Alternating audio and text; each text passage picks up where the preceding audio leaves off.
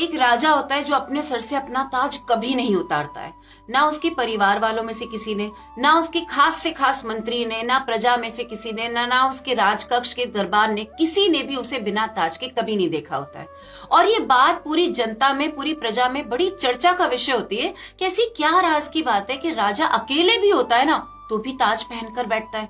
तो एक दिन उसका एक मंत्री थोड़ी हिम्मत करके उसके पास जाता है, कहता है महाराज अगर आप गुस्ताखी माफ करो, बुरा न मानो तो एक छोटा सा सवाल करूं आपसे। राजा कहता है हाँ पूछो। मंत्री कहता है महाराज ऐसी क्या राज की बात है कि जब आप अपने कक्ष में होते हो, जब आप अकेले होते हो, तब भी आप अपना मुकुट पहनकर बैठते हो, आप कभी भी अपने सिर से अपना मुकुट नहीं उतारते हो।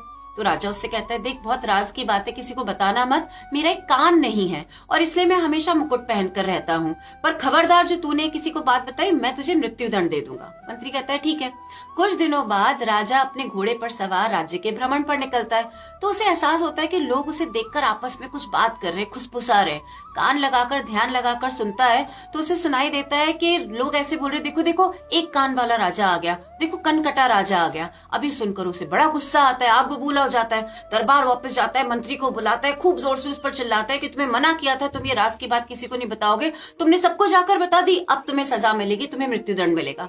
मंत्री हाथ जोड़कर बड़ी विनम्रता से कहता है कि महाराज जब आप खुद से वफादारी नहीं कर पाए, अपना राज आप खुद नहीं रख पाए, तो मैंने दूसरों को बता दिया तो क्या गलत किया। और वाकई में उस मंत्री ने कुछ गलत नहीं किया होता है। और हम भी अपनी जिंदगी में ये बेवकूफी करते हैं, अपने घर की, अपने काम की, अपनी जीवन की राज की बातें दूसरों को बता देते हैं और उनसे उम्मीद रखते हैं कि वो किसी और को ना बताएं।